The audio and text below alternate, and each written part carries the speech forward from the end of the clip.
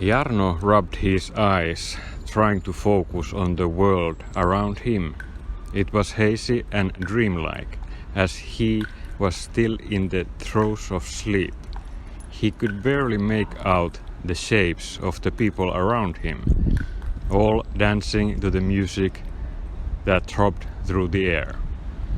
He tried to take a step forward, but his feet felt like they were glued to the ground. He looked down and saw that they were, in fact, stuck to the floor. He tried to pull his foot up, but it wouldn't budge. He looked around, trying to see if anyone else was having the same problem, but it was difficult to see anything in the dim light. He saw a few people stumble and fall, but they were quickly pulled back up by their friends. Jarno tried to call out, but his voice was lost in the music. He felt a hand on his shoulder and he turned to see who it was. It was Pirkko. She was staring at him, her eyes wide and fearful. Her lips were moving, but he couldn't hear what she was saying. He could see the terror in her face, however, and he knew that something was wrong. Suddenly, the music cut off and there was silence. Jarno could hear screams now, and he saw people running in all directions.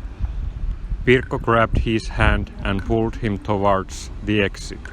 They pushed their way through the crowd, finally making it outside. Jarno looked back, wondering what could have caused such terror. He saw something moving in the shadows, and he felt a cold chill run down his spine. He turned to run, but Pirkko was already gone. He ran towards the exit, but Pirkko was nowhere to be seen. He felt something grab his arm, and he spun around trying to free himself.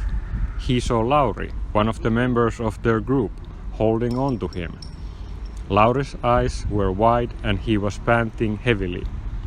"What's going on?" Jarno asked, but Lauri just shook his head and pulled him away.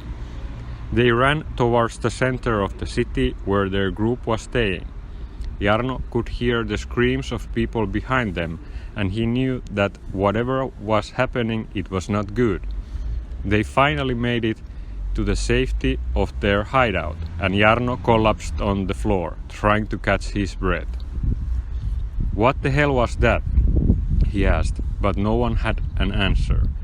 Lauri told them that he had seen people being pulled into the darkness, and that they were screaming. Jarno couldn't believe what was happening. He felt like he was going to be sick. Tuuli, the social media expert, immediately started posting about what was happening, and people started to panic. Sampo, the videographer, started to film the city, and they could see the darkness moving through the streets, swallowing people whole. Marko, the other DJ, was trying to figure out what was happening, and he said that it looked like the work of Cthulhu. Jarno didn't know what that meant, but he knew that it couldn't be good. They all waited in the hideout, not knowing what to do. Jarno had lost sight of Pirkko in the chaos, and he was starting to worry that she was gone. Suddenly they heard a noise outside, and Jarno peeked out to see what it was. He saw Pirkko covered in blood running towards the hideout. He ran to meet her, and she collapsed into his arms. He looks down at her and sees that she's bleeding from a gash on her forehead. He helped her into the hideout and cleansed her wound. They all sit there in silence, waiting for the darkness to pass. Suddenly, they heard a loud screeching noise, like something large scratching against the hideout's door. Jarno slowly got up, crept towards the door, and peeked through the keyhole. He saw two large, glowing red eyes staring back at him. He jerked back in horror and quickly ran back to the group. "What is this?" Marko asked. "I don't know, But whatever it is, it's big and it's outside the door, Jarno replied. They all sat there in silence, waiting for the darkness to pass. The screeching noise grew louder and more persistent, and the group became increasingly on edge. Jarno crept back to the door and peeking through the keyhole again. This time he saw a large, bulky figure looming outside.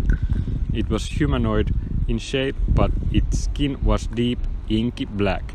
It had no eyes, only two large gaping holes where its eyes should have been. The figure reached out with one of its long, spindly arms and wrapped its hand around the door knob. Jarno backed away in horror as the figure began to twist the knob and force the door open. The figure slowly entered the room, its arms stretched. Jarno could see that its body was covered in long, sharp nails. It hissed and screeched, moving towards the group. Jarno, Aatu, Lauri, Sampo and Tuuli all backed away in terror, huddling together in the corner. The figure continued to advance, its nails clicking and scraping against the door. Marko was the first to act. He grabbed a lamp and threw it at the figure. The lamp hit the figure in the head, but it did not seem to face it. It continued to move towards the group, hissing and screeching. Jarno grabbed a chair and held it out in front of him, trying to keep the figure at bay. It was no use. The figure was too strong. It swept the chair away and lunged at Jarno, its nails extended. Jarno felt the figure's nails slice into his skin. He screamed in pain as the figure dragged him towards the door. The others tried to grab onto him, but they were not strong enough. The figure pulled Jarno out of the room and into the darkness. The figure dragged Jarno through the darkness, its nails tearing into his skin.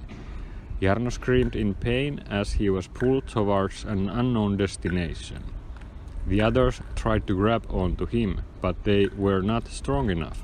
The figure pulled Jarno into the darkness and was never seen again. Jarno wakes up in a dark room. He can hear the sound of dripping water and feels something slimy on his skin. Jarno tries to move, but his arms and legs are restrained.